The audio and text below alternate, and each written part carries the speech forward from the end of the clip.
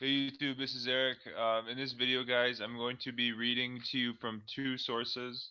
Okay, some great material, guys, on the pineal gland. Okay, guys, I'm going to bring us. I'm just going to put it out here, guys, on the net. Okay, I'm going to talk about some of the occult teachings of the pineal gland and the significance of its spiritual, esoteric function.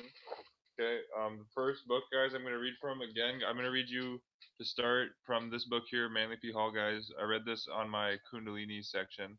Also, guys, if you haven't seen in my video, guys, on the Kundalini, I linked in the show box, guys, a full PDF file, a whole. It was a lecture, guys, that Manly P. Hall gave on the spinal cord in the 50s, and in the book, guys, I read was in 1932, so it's just a bit more updated, but that whole lecture, guys, is in the show description of my last video. But I'm going to read to you guys the chapter from the pineal gland to start from man, the grand symbol of the mysteries. Okay, and you see here chapter 16, guys, the pineal gland. Okay, the eye of God, the eye of the gods. Okay, here's a great kind of picture here, guys, of the human eye. Here, this is the pineal gland here. Okay, in the human brain.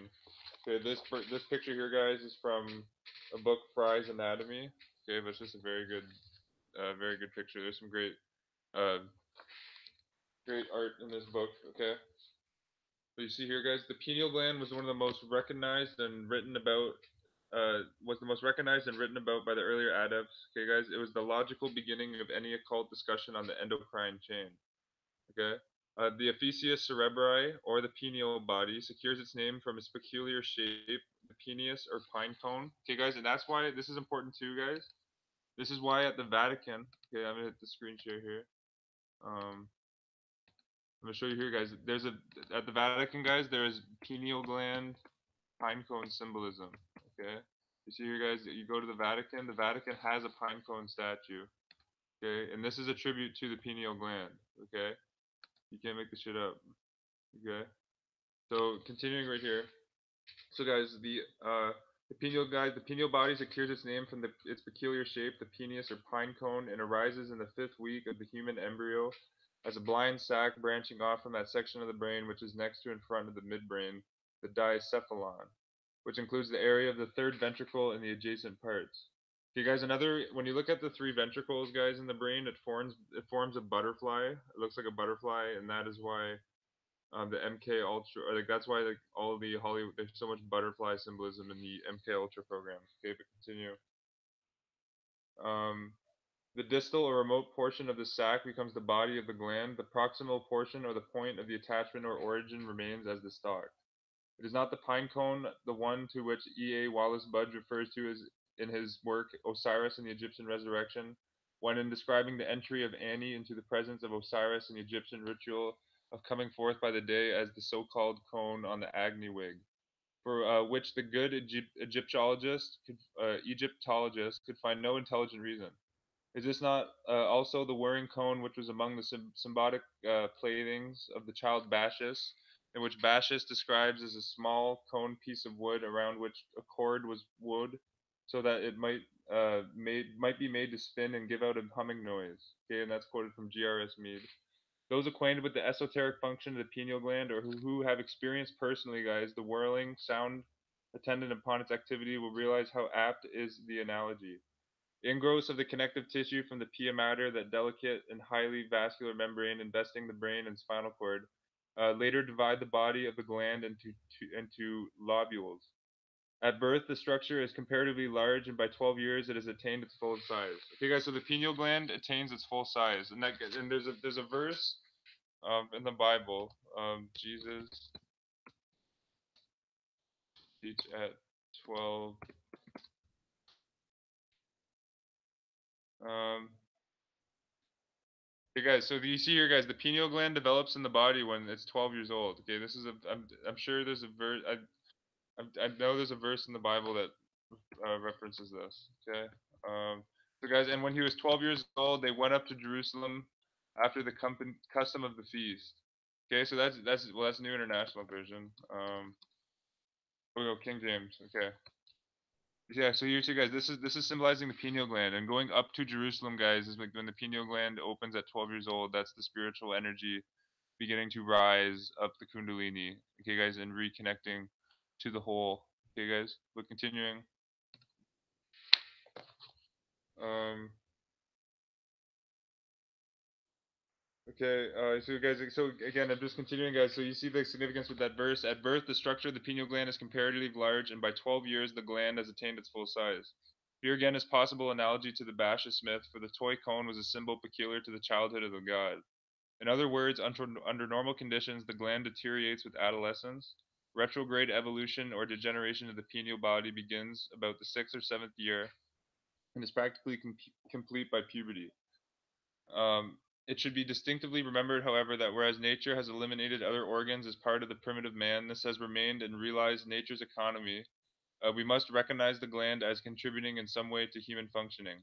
According to Dr. J.F. Gundersnatch, formerly of Cornell University Medical College, quote, several, at least three dorsal divertia develop during the second month of fetal life and from the roof of from the roof of the dicephalon. They are entirely rudimentary in man. The ephyseus proper is the most posterior one and is the only one which in man differentiates to any extent. The other two are the paraphysis and the partial eye, a rudimentary sense organ of some reptiles. According to, to Haeckel, true eyes that cannot see are to be found in certain animals deeply placed within the head, covered by a thick skin and muscles. The thyrus or scepter of the Greek mysteries consisted of a staff mounted by a pine cone. Okay, I'll see if I can find the picture of the staff here. Um, Thyrus. Okay. So you guys, here's the styrus staff here, guys, with the pine cones. Okay.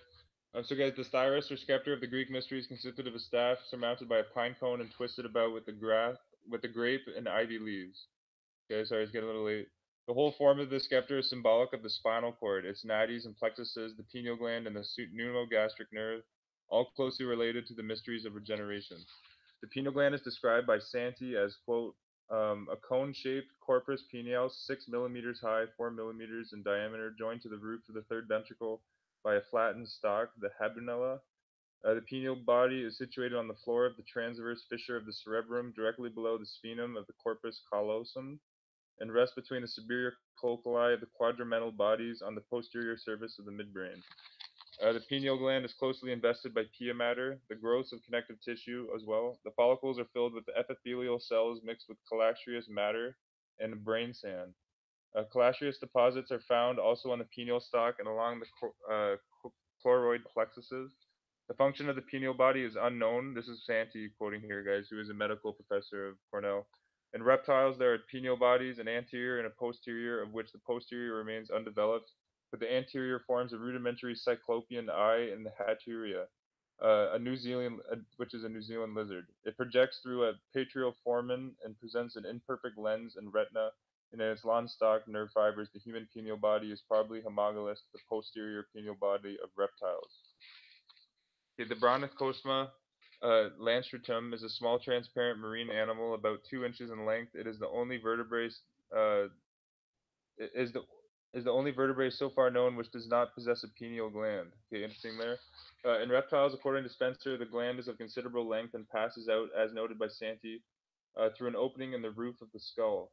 In the chameleon, the pineal gland lies under a transparent scale in the paratia foramen, and its cord-like middle structure, according to Hertwig, quote, bears a certain resemblance to the embryonic optic nerve. Very interesting there.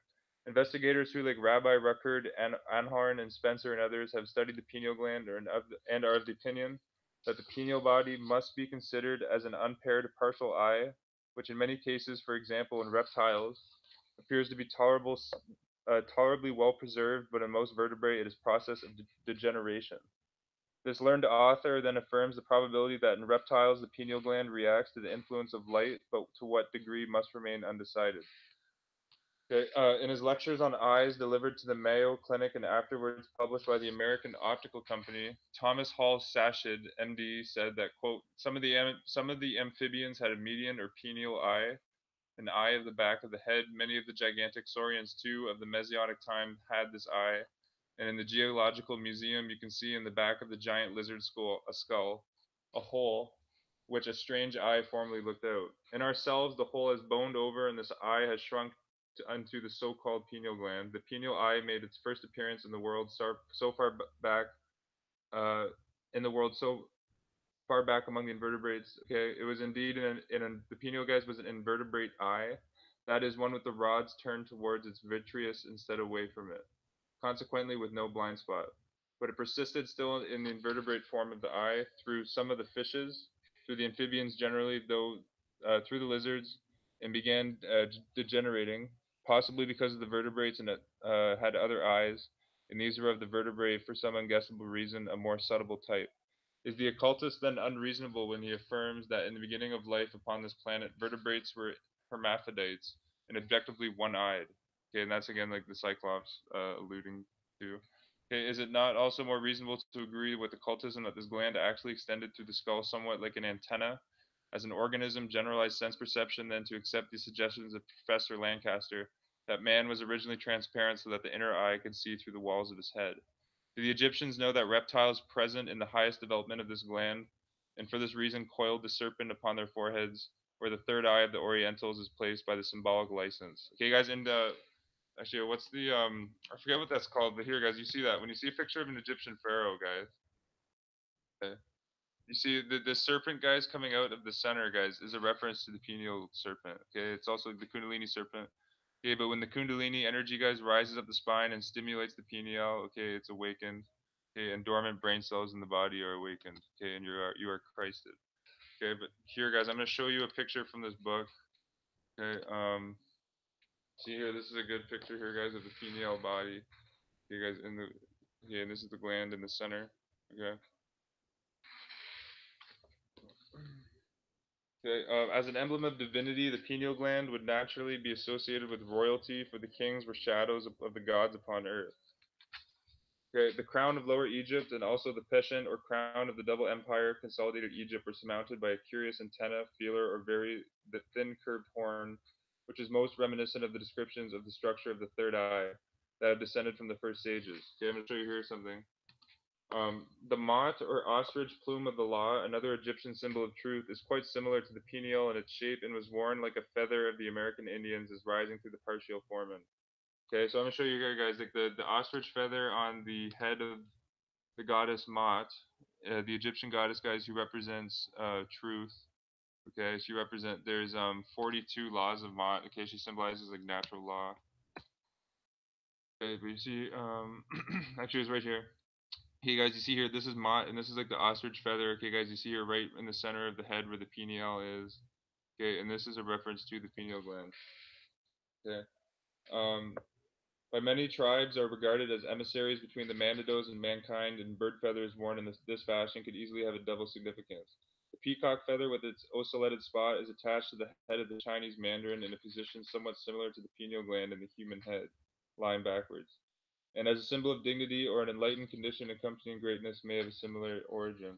In occultism, the pineal gland is regarded as a link between the objective and subjective states of consciousness, or in exoteric terminology, the visible and invisible worlds.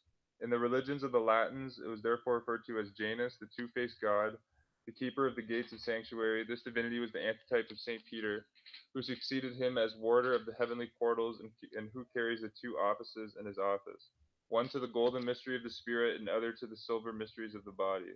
Okay, so that's so you guys.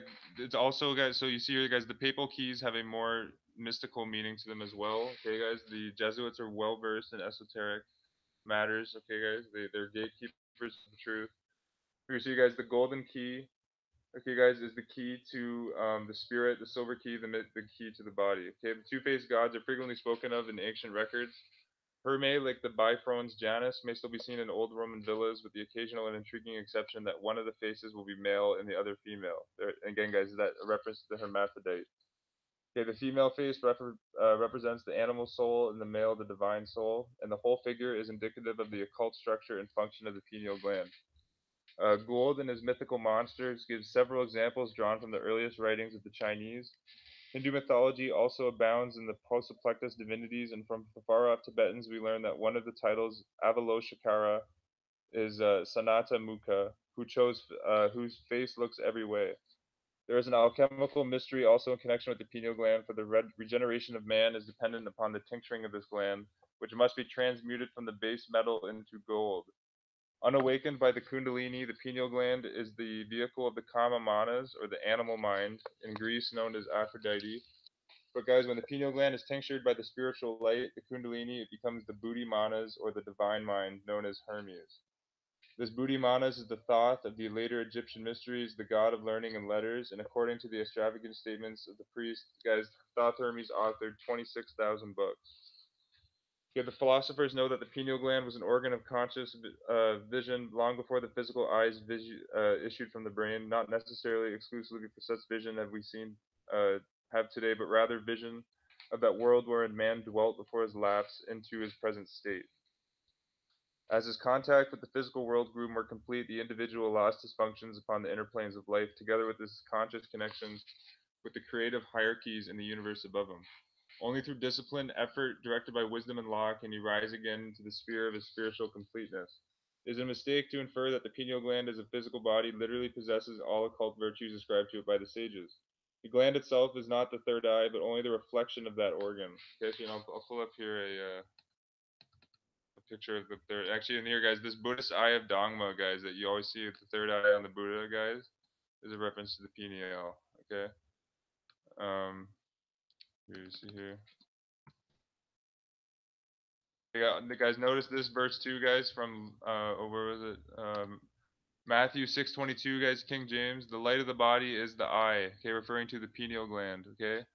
If therefore thy eye be single, thy whole body that shall be full of light. Okay, this could refers to, guys, like the pineal, optothalamus, like whole complex in the brain. Okay, but you see here, guys, the light of the body is the eye. If therefore thine eye be single, thy whole body shall be full of light. Okay, Matthew 6:22. Okay, see here, let's get an image up. Okay,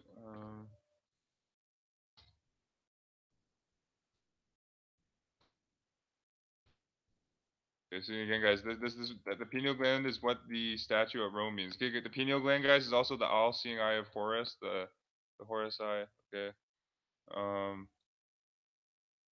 yeah, so continuing. Okay.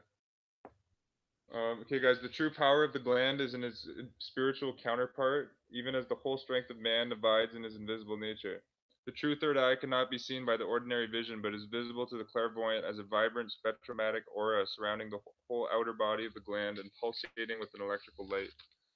This is from H.P. Blavatsky, quote, "The special physical organ of the perception in the brain," okay, writes H.P. Blavatsky, "is located in the aura of the pineal gland.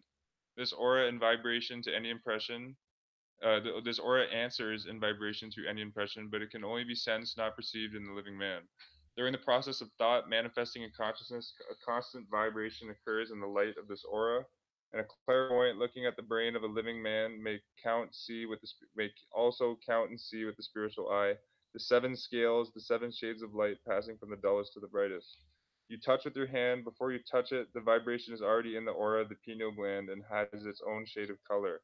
It is this aura that causes the wear and tear of the organ by the vibrations it set up. The brain set vibrating conveys the vibrations to the spinal cord, and so the rest of the body, powerful vibrations of joy or sorrow may thus kill. Okay? The fires are always playing around the pineal gland, but when the Kundalini illuminates them for a brief instant, the whole universe is seen. Even in deep sleep, the third eye opens. This is good for manas who profits by it, though we ourselves do not remember. It was Descartes, okay, the philosopher, okay, who saw the pineal gland as the abode of the soul or the sidereal spirit in man. He reasoned that although the anemia was joined to every organ in the body, there must be one special part through which the divine portion exercised its functions more directly than through the rest. And after concluding that neither the heart nor the brain could be as whole as that special locality, he decided that through a process of elimination that it must be that little gland which, though bound to the brain, yet had an action or motion independent of it. Descartes concluded that the pineal gland could be put into a kind of swinging motion by the animal spirits which move through the concavities of the skull. Okay, we must remember, therefore, as a powerful figure in transition period between the medieval and modern science. Okay, we cannot do any better to insert at this point in Descartes' own words the arguments by which he convinced himself that the pineal gland was the seat of the soul. The following is extracted from a very early edition of the celebrated Treatise of Man, okay, guys, from Descartes, and the terminology is preserved on the acquaintance of the original. Quote, this is a quote from Descartes.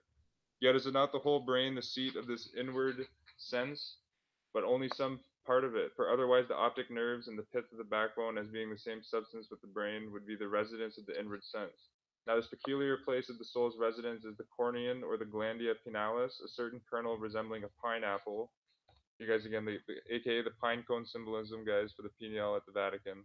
Placed in the midst of the ventricles of the brain and surrounded with the arteries of the plexus choroides. Okay, this reason is why we take the kernel to be the peculiar seat of the soul. It is because this part of the brain is single and one only.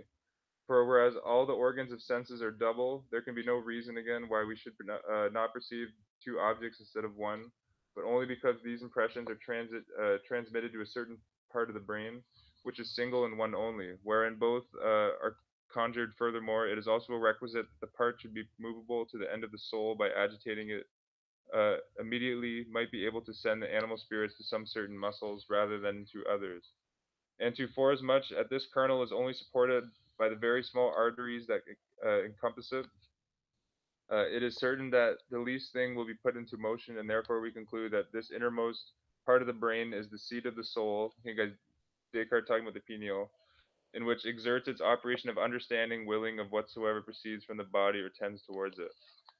In ascribing motion to the pineal gland, Descartes, though not an occultist, hit upon some of the most profound secrets of the ancient mysteries. The great Descartes continues, quote, accordingly, the common sense may be described to be an internal sense, whereby all objects of the external senses are perceived and united in the midst of the brain as the common center of impressions. Or the common sense is nothing else but the concurrence of all motions made by objects upon nerves, and the cornorian happening at the same time that objects move the senses.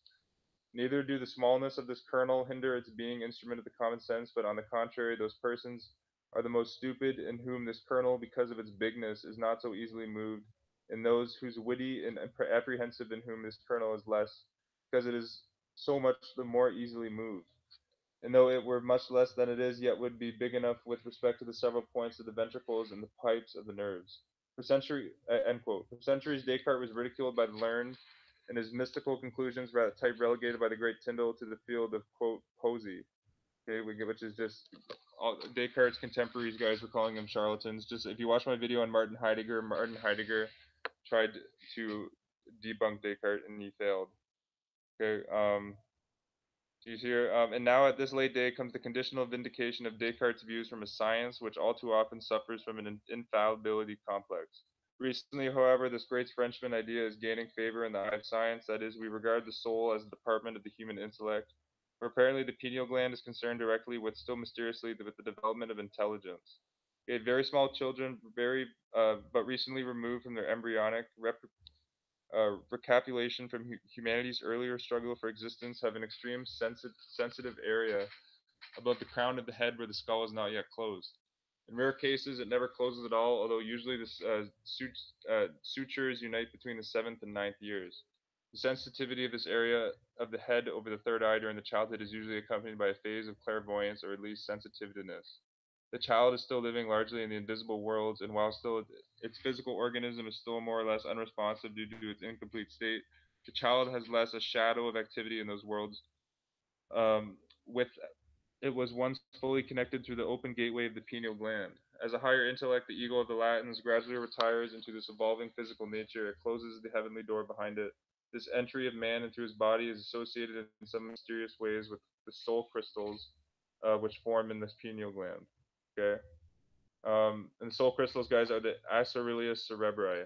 Okay, the mystery of the third eye is very beautifully elucidated in the Scandinavian mystery legends of the world tree already referred to. In the Edict Transition, it is written that upon the top branch of the Yggdrasil, okay, I'll show you here, guys, the Yggdrasil tree. Okay, okay so guys, it has been written that on the topmost branches, guys, of the Yggdrasil tree sat an eagle. Okay, let's see here. Yeah, you can see the eagle up here where my mouse is. Okay, sat an eagle. Between his eyes perched a hawk. The eagle has generally been interpreted to signify the element of air, the hawk, the ether of space. But when we remember To that the Egyptians, the hawk was the peculiar symbol of Horus, whose single eye unquestionably represented the pineal gland. Okay, guys, the eye of Horus. Okay, I'll show you here. I'm sure you guys all know what the eye of Horus looks like. Okay, do you see here?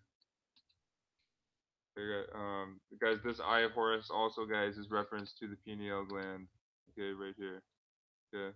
Um, Continuing, a learned Kabbalist of the last century declared that from the study of the Zohar and the relation of the tree of the Sephiroth to the human body, the first Sephiroth prayer, the Keter, the crown, signified the pineal gland. Okay, I'll show you here, guys, too, the Kabbalah tree. And this is, guys, this is the Kabbalah interpreted microcosmically.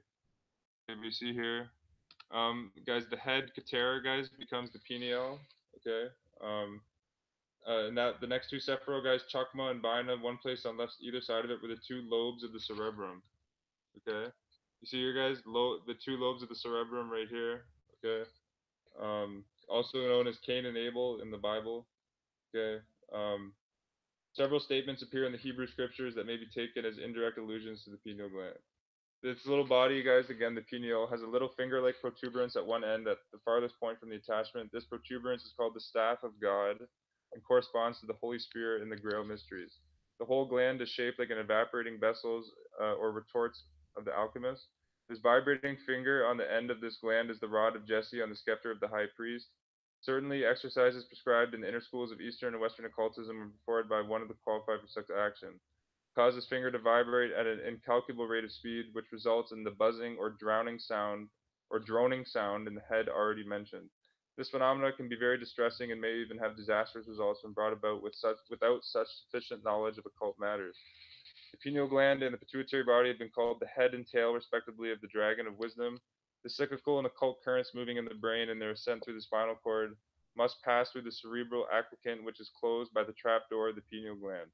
When this body, the ibis of the Egyptians, lies backwards, as it were on its haunches, it closes the opening into the fourth ventricle and forms a sort of stopper. It thus seals in its contents of the third ventricle, dividing them from its fourth. When stimulated by the kundalini, the gland stands upright, lifting itself like the head of a cobra ready to strike, and like the head of the snake, the gland increases in size, and its little finger-like protuberance moves rapidity of the serpent's tongue. The pineal gland, having removed itself in an obstruction to the passage between the ventricles, permits the essences in the brain to mingle in the spiritual alchemy. To quote the all-seeing eye of the Masonic brethren, quote the eye single of the biblical scriptures by which the body is filled with light, and the one eye of the Odin, which enabled them to know the mysteries, the eye of Horus, which at one time Typhon swallows up, to quote the eye of the Lord, which Jacob Boehme says beholds all. These then are but allusions to the primitive organ, which according to the commentaries forming the basis of the secret doctrine, quote, getting gradually petrified, disappeared from their view, having been drawn deeply into the head and buried deeply under their hair. It is of this, then, that Proclus writes in the first book of the Theology of Plato, where he declares that the soul, having entered into the adiutum or inner recesses of her nature, perceives the genes of the gods and the unities of things, without the aid of her objective eyes, which are described as closed. Is there anything unscientific, then, in affirming that the pineal gland is the third eye of the historical mythological men of ancient times? Such are recorded by Barocius in his fragments on the origins of the Chaldeans, and of which the Greeks have recorded in their fables of the Cyclops. The mystic knows that the pineal gland is that remains of the eye of Dagma, the inner eye of the illumined sage, and the eye of Shiva. Okay, I'll show you here, guys, Shiva. Um, you guys, Shiva always has the eye of Shiva right here. Okay, this is the eye of Shiva, symbolizing the pineal. Okay, right here. Okay, placed vertically upon the foreheads of the gods and the Dhyanas. Again, guys, the Dhyanas are the Hindu Elohim. Signify that in from the spiritual sight is not obscured. When gazing at the inscrutable face of the Adashalukara, be reminded that his third eye of the commentaries wherein is written that when the inner man is active, the eye swells and expands, and the arhat is able to feel and see this activity and regulate his own emotions accordingly. Good. So that's the chapter there, guys. And the next thing I'm going to read from, okay, is here, guys. This is a chapter from Manly P. Hall's book, Healing the Divine Art. Here's the title, Healing Divine, right here. Okay, here's the Amazon. I'm going to get a physical copy of this one day. Okay, here's Healing the Divine Art. Here, guys, the pineal gland, the organ of spiritual sight. Okay, I'm going to read to you from here. Okay. So you guys, these conclusions, you guys, the conclusions aren't in agreement about the clairvoyant investigations of the pineal gland, okay? But it has been confirmed by everyone, guys, that it is a positive organ of spiritual sight within the human body. Okay.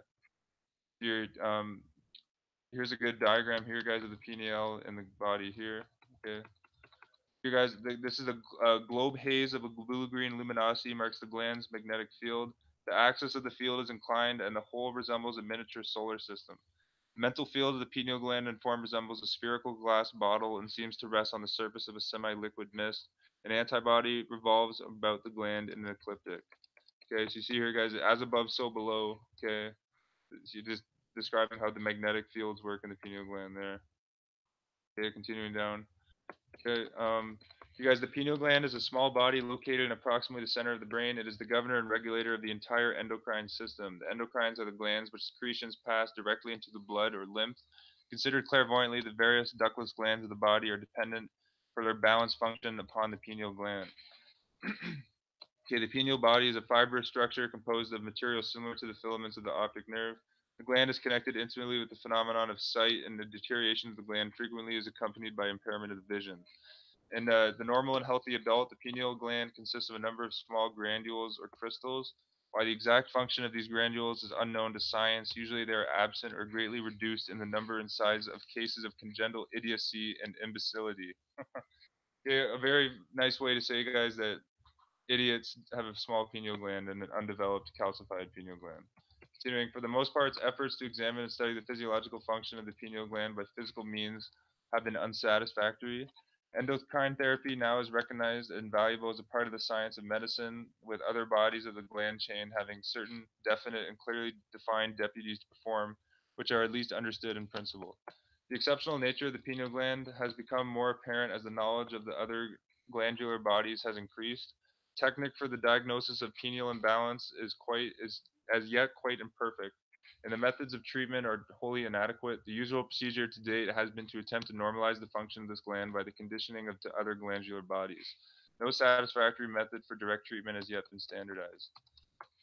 Okay, questioning the several prominent endocrinologists for the last scientific information concerning the pineal gland, they have agreed that in substance that it is the purpose and the life of the human being is unknown, and that they have also expressed considerable doubt as to whether the gland is active in the normal adult.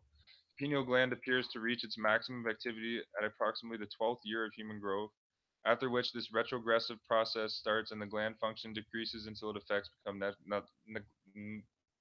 geez. Spilling over our words here, negligible. Okay, okay. Continuing. This may be true of the pineal gland as a physical structure, but these conclusions are not in agreement with the results of the clairvoyant investigation. Nearly all of the independent operators who have examined this gland with the aid of extrasensory perception agree on one point. The pineal gland is active throughout life, and under certain conditions, its activity may increase to a marked degree. Okay. You see here, guys, I just read to you guys from this chapter from Man, the Grand Symbol of the Mysteries. Okay, but continuing, I shall now enter into this existing scientific controversy as to the physical importance of the pineal gland. My purpose in these pages is to point out certain metaphysical activities which I observed in the aura or magnetic field of the gland and research that has been carried out over a period of approximately 20 years. During this time, the opportunities have been made to examine the considerable number of persons in whom the activity of this gland presented unusual features. I hold to the hope that there is every reason to believe that in time, material science and the occult sciences will unite their findings and recognize the necessity of supplementing each other in research problems of this kind. As seen clairvoyantly, the pineal gland is located near the center of the magnetic field or aura, varying from 12 to 16 inches in diameter. This aura has no exact or definite boundaries, nor its radiations entirely uniform. Okay. Um, Rather, it appears as a pulsing, flickering field of energy which becomes intensified under stimulation or irritation and fades into an almost imperceptible condition as a result of extreme mental or vital exhaustion. Okay. Regarding this term aura, all living organisms continually are excluded as insensible precipitation. These subtle emanations are actual extensions of etheric nerve force beyond the terminal circumvention of the physical nervous system. The aura or physical magnetic field, therefore, is an emanation from the nerve terminals which surround the body with a dim but discernible radiance. Okay, these auric emanations flow from the nerve terminals with an appearance resembling fine fur. When intensely magnified, each separate emanation is visibly as a stream of minute geometrically shaped in the particles pouring with great velocity from the skin surface. Not only is the human body itself surrounded by a field of these emanations, but each part of the body, organ systems, and secretions have their own emanations and auras. Even the separate cells, molecules, atoms, and electrons are seen clairvoyantly as centers of fields of magnetic emanations. The colors, the extent, and the rates of vibration of these magnetic fields reveal the intrinsic natures of structures from which they proceed. No important change can take place within the structure of any living organism without modifying its aura. Okay, the late Dr. Kilner developed a technique for rendering certain parts of the human magnetic field visible to non-clairvoyant vision with the aid of dioxin screens. He was able to cause a contemporary change in the human optical processes, which enabled the average person to see the lower or at least attenuated parts of the human aura. Intensive research carried out with these screens resulted in the development of a technique for the diagnosis of human disease through the study of patterns and modifications of visible in the auric emanations. For details of his methods, consult his text, The Human Atmosphere. Okay, guys, if you want to check that out, read The Human Atmosphere by Dr. Kilner. The aura of the pineal gland is one of the principal systems of emanations visible in the composite structure of the human being. In brilliance and size, it is second only to the aura of the heart, which is the largest and most completely organized magnetic field in the human body. The heart's aura is the sufficient diameter to include within its area the vital organs of all the vital organs of the physical body. The area of the pineal aura is sufficient to include within its radius all the vital organs of the brain. Okay. The energy and power of the aura of the pineal gland is derived from the aura of the heart, which is also the source for the auric field of the reproductive system. These three intermediately associated electromagnetic fields sustain the bodily economy and explain the balance of function everywhere, apparently in the life of man. Clairvoyance is the term properly applied to that form of extrasensory perception by which the faculty of sight is extended or increased or supplemented to include the power to observe superphysical phenomena. The power of visual awareness is under the control of the will of the trained clairvoyant and may be shifted from one plane or focus to another. As the focus changes, various phases of one problem may be analyzed separately. A number of different vibratory qualities must be analyzed and differentiated in the case of the present research.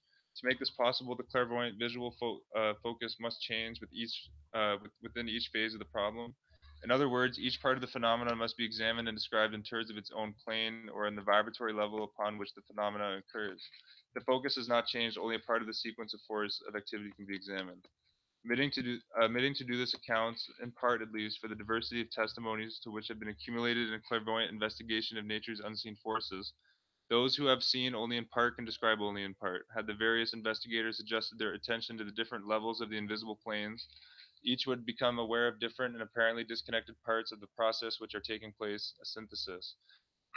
Okay, by which all the processes are observed in proper relationship to each other. Demands a methodical, systematic adjustment of the clairvoyant vision to each of the special divisions of vibratory rates which constitute the complex process of function. Okay, the human aura is divisible into 10 principal levels or planes. Okay, guys, the 10 Sephiros, the 10 dots, and the Pythagorean Chakras. 10 incarnations of Vishnu, continuing. And it is necessary to focus the clairvoyant attention on these levels in its proper ascending order of vibratory refinement. Only by such complete examination will the metaphysical causes behind physical activity be discovered and properly classified. Okay. So just continuing, I'm not going to go too much longer. But here's some diseases of the pineal gland. Okay. Diseases of the pineal gland may be divided into two classifications. First is unbalance. This is a result of inquiry or disorder affecting any single gland or group of glands of the endocrine chain. Under such condition, the pineal shows a rapid loss of tone. If one of the lower glands is disrupted or depressed, it throws its load upon another gland. For example, affections of the thyroid may result in a stimulation of the parathyroids, which take upon the work of the diseased gland and attempt to preserve bodily harmony. Pineal is the only gland in the ductless chain which cannot shift its load. It is therefore less frequently disordered than the other glands, but once affected, it is more difficult to cure. Okay, the second type of pineal gland disease, guys, is the pineal gland may be disturbed through reflex action from the mind. Destructive thoughts with their interrelated emotional states can result in physiological changes in the organic structure and function of the pineal gland. The gland, once disordered in this way, has a tendency to throw out the functions of the other glands, especially those connected with the process of reproduction. Okay. Serious diseases of the pineal usually involve the rational powers. The disturbance may not be accompanied by any serious pain, but is particularly observable in the eyes. The pupil may contract and there is a tendency to stare without focusing. Some hallucinations of optical nature may be experienced, and the imagination becomes distorted. Lesser disturbances are associated with fatigue, lack of coordination in the continuity of thought, supersensitivity, loss of appetite, nausea, lowered circulation. In all cases where morbid psychology exists, apart from the morbid pathology, derangements of the pineal may be suspected. Okay, insomnia is often present and occasionally a sense of pressure directed under the crown of the head. Okay, chemical analysis of the blood will often show a deficiency of calcium. Okay, continuing though, accepted for a limited study of the pineal gland from its pathological standpoint, very little actual information about this mysterious organ is available. Some clairvoyant research has been carried out, but for the most part, the observations are merely restatements of occult traditions, which identify the gland as the third eye referred to in the ancient religious symbolism. Observations of this activity of the gland in certain reptiles prove that it is a rudimentary eye, and I covered that earlier in the video, which retired into the brain after the development of the present optic system. The composition of the pineal gland itself sustains these findings and indicates that it might still be sensitive to light. Okay, continuing guys, the extrasensory analysis of the pineal gland. H.P. Blavatsky in the Esoteric Papers and certain commentaries by original students and disciples have indicated a possible course of study which may lead to a more complete knowledge of the true structure and purpose of the pineal gland at this stage of human evolution. When first examined, the pineal gland's magnetic field glows in an electrical haze of blush green luminosity, brilliant as its circumference and almost invisible in those parts closest to the gland itself. In the almost spherical field, the gland appears under some conditions as if the midst of a hollow globe with a bubble-like wall. The pineal gland is not the exact center of the globe. When seen clairvoyantly, it is about one-third distance from the lower extremity of the field. Thus observed, the gland itself resembles a minute four-pointed star of extreme brilliance. Further examination shows that in small granules, it is the source of the starlight. They glow not with an inherent energy, but through fluorescence. A further examination of the magnetic field of the pineal gland shows that this field is stratified. There are 10 concentric circles, each dimly but clearly demarked. Each of these circles or rings is in the orbit of the small but brilliant points of light. The entire gland with its magnetic field thus resembles a miniature solar system, which in constant motion around the center, around the structure of the gland itself. Okay, the axis of the gland's magnetic field is so inclined that its upper extremity passes through the skull close to the two forming near the crown of the head. These correspond to what the Hindus called the Brahma Randhana, or the gate of Brahma. According to the Hindus, life departing from the body at death leads through the formania. These are connected to the brain by very direct nerve filaments, which are burned out or destroyed by the departure of the life principle.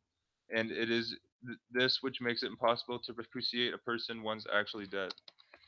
Motion of the small points of light within their orbits in the magnetic field of the pineal gland is proportioned mathematically to the sidereal motion of the celestial solar system.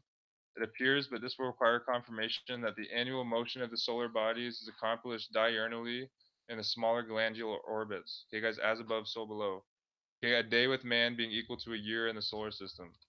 The small orbits of the light of the gland are positive poles of the complete human endocrine system. Each of the body glands of the chain extending from the pituitary bodies to the testicular bodies has its causal nature in the pineal aura.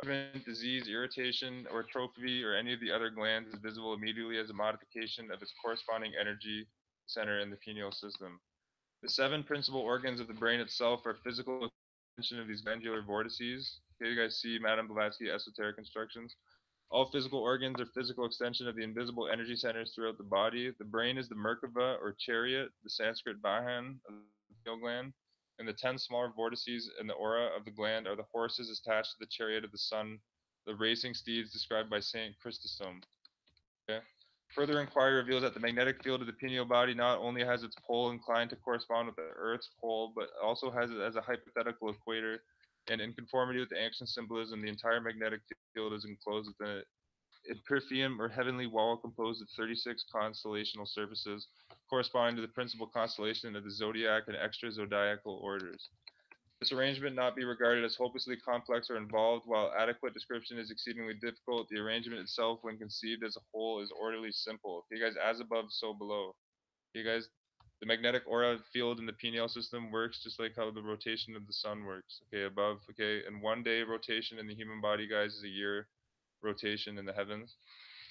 Okay, You see, you guys, in perfect conformity with the analogical process, everywhere evident in nature. Okay, guys, the pineal gland and its auras constitute a microcosm. Kabbalists perfectly symbolize this mystery in their Sephirotic tree.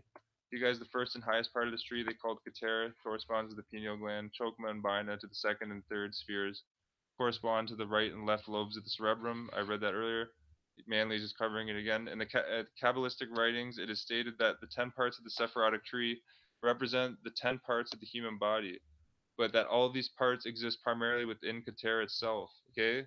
You see, guys, so you see the magnetic field coming from the pineal gland, guys, has 10 spheres. That's a direct correlation. The ancients knew this, guys, and put that symbolism into the Kabbalistic tree with the 10 Sephirots. Okay?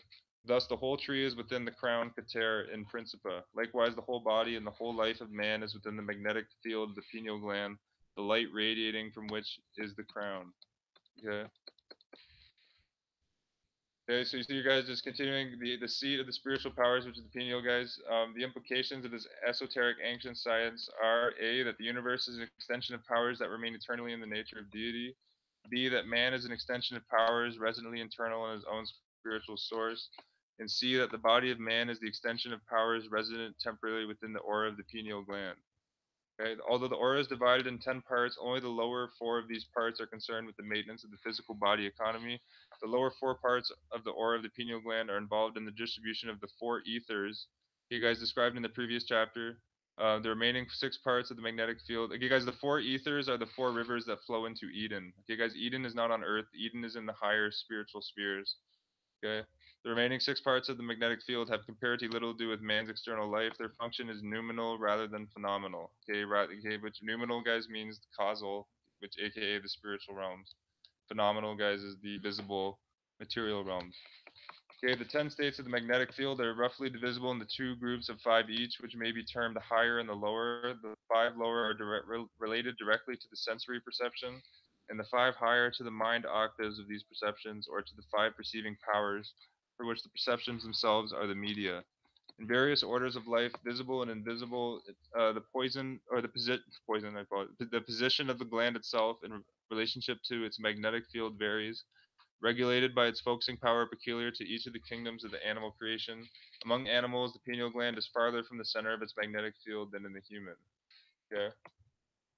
Um, so continuing, guys, on the pineal gland magnetic field, each of the 10 fields or orbits of the pineal gland may be isolated for separate consideration. This chapter will consider only the fourth field, the one which controls the mental life of the human being. It is typical of the five orbits which make up the southern hemisphere of the magnetic sphere. Those composing the northern hemisphere must be approached, though entirely different system of analysis. Separated from the rest of the aura, the fourth field appears keyed dominantly to the color green. Okay, guys, the fourth chakra, okay, guys, the heart chakra is green. Okay, so as above, so below, you see here. The reaction, however, is not so much to the shades of green familiar to us as to the kind of green that is sensed in the substance of light. Okay, we are aware that it is green, but we cannot hope to find a color or shade by which this green could be reproduced in pigment. This green glow is divided within its own field in divisions that are extremely attenuated and defy complete analysis.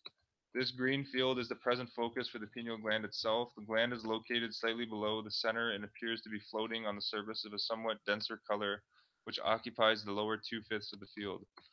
In form, the mental field of the pineal gland resembles a spherical glass bottle. The lower two-fifths, which appear through filled with semi-liquid mist, and the upper part of the material is of almost the same color but entirely gaseous. Okay, it is on the surface of the lower semi-liquid mist that the structure of the gland itself seems to rest. Its radiance and it's more brilliant upward than downward, and it moves slightly as carried on the surface of the slight tidal motion. It is known that the pineal gland is so constructed and so attached to the inner surface of the brain that it is capable of independent motion. And guys, if you watch my video on sun gazing, guys, you'll see staring into the sun, guys, stimulates the magnetite in the pineal gland, uh, which guys stimulates the whole axis of the magnetic field, and lots of other. Uh, watch my video on that, guys. But the pineal, guys, also you see it's connected to the endocrine, so the pineal body, guys, governs your body's melanin uh, deposits, okay, hormonal deposits, okay, your serotonin, all of that is being regulated by the pineal aura, okay. But continuing, Okay, it appears that this motion is not entirely intrinsic or possibly more correct, inherent, but at least part of the motion is communicated to it as to a ship floating on the surface of water. A short distance from the gland itself is a small, brilliant antibody for which, lack of a better term, we will call a mental vortex.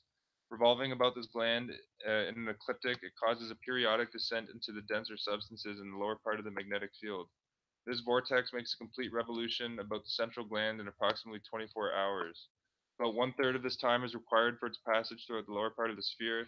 When the antibody is somewhat dim, this phenomenon may prove to be part of the explanation as to the nature of sleep.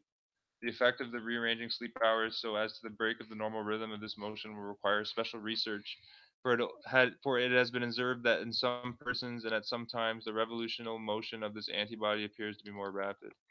Okay, the antibody itself is an important structure of the mentoids or mental atoms. It has its own polarity and a rotational motion accompanied by constant emanation.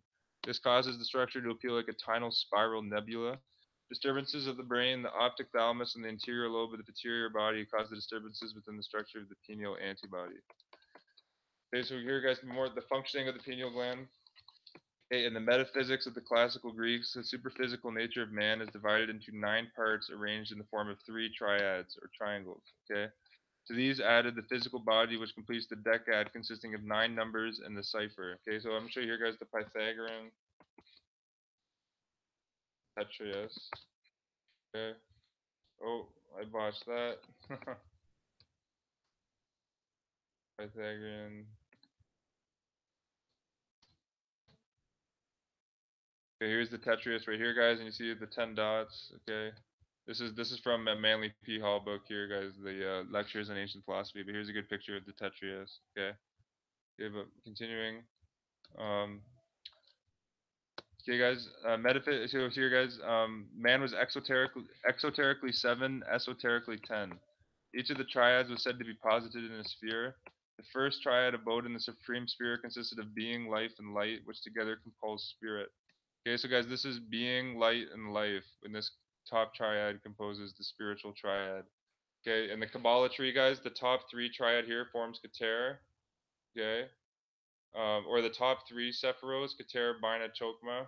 Okay, Keter, Bina, Chokma, Tippereth, and these are the rest of the 10 Sephirots. Okay, continuing. First abode in the supreme sphere and consisted of being, light, and life, which together comprise spirit.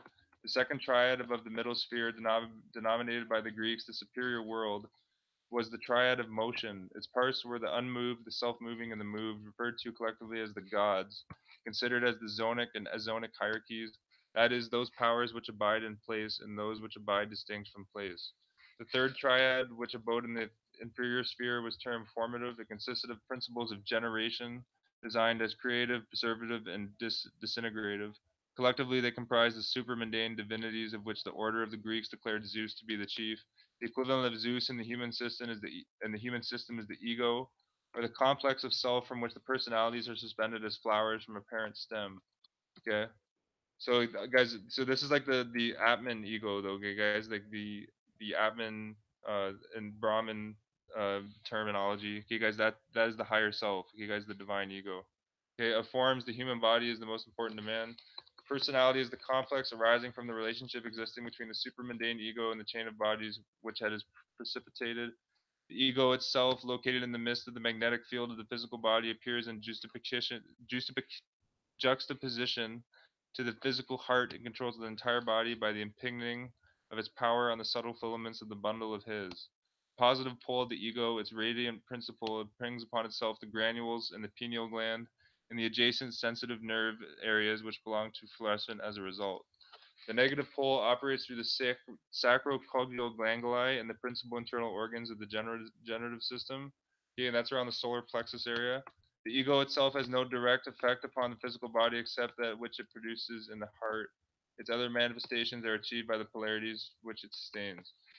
The pineal gland, therefore, occupying the middle position of the egoic triad linked to the noumenal and phenomenal personalities by the etheric binders, is not merely a third eye in the body, it is the eye of the over-self, the focusing point between the 2 conditions of form, the invisible archetypal form and the visible corporeal body.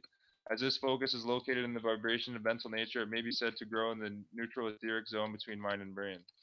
The most sensitive parts of the physical brain, dilated by the presence of an almost intangible gas, are so refined that their ethers mingle with the lowest and nearly physical dements in the higher nature itself. While they mingle, they never actually coalesce because the two sects of rays move in different directions. But the impingement is close, so nearly perfect the neutral zone is created. This neutral zone corresponds with the middle part of the vibratory register of the magnetic field of the fourth orbit of the pineal gland. Okay, I'm gonna see if I can find a picture here of the magnetic field of the pineal. Okay,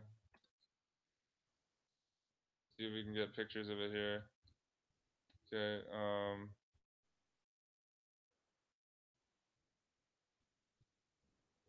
yeah, I think Manley is probably, guys, is you have to. I think he's doing a lot of this research from Dr. Kilner's book, The Human Aura, where they were doing tests in labs to see the magnetic aura. I'm gonna check out that book, okay? But it's fascinating. You see here, guys, the as above, so below connections. Okay, but continuing, impulses from the mind must pass through this focus as through the lens before they can be distributed by the brain as nerve impulses. In the same way, all sensory impulses collected from the periphery of the nerve system must return through this lens before they can be incorporated into the mental nature itself. Okay, so I think I'm gonna call it there. Okay, as you guys check out this whole book, like this is just great information. Okay, you guys need to know this stuff. Like, man, this great stuff on the subconscious mind. Okay, this book here, guys, The Healing the Divine Art, is incredible. Check that out. Okay, but you see here, guys. I hope this video, guys, you see the esoteric significance of the pineal gland. You understand why now, guys, that there's fluoride in the water, there's hip poison in the food and the chemicals. It's all to keep the pineal gland calcified. Okay, the Jesuits know the esoteric functioning of the pineal gland, and they do not want okay, they don't want the masses, guys, their death slaves, okay, guys, to begin to wake up and to activate, to stimulate their pineal gland with Kundalini. Okay, guys, was once that happens, guys, the whole illusory legal fiction control system is gonna go down like a house of cards. Okay, guys, if just think in your mind if there were 6 billion people with an activated pineal gland, stimulated Kundalini, who are sharp on their feet, are educated, they're well versed, they understand, okay, guys, natural law principles, like it's game over. Okay, guys, there's 6 billion of us. Okay, but that's why the science is so hidden. Okay, and you see here, guys, from the King James Bible, the light of the body is the eye. If therefore thine eye be single, then thine body shall be full of light. Okay, well that's all for this one, YouTube. Peace and love. Namnas.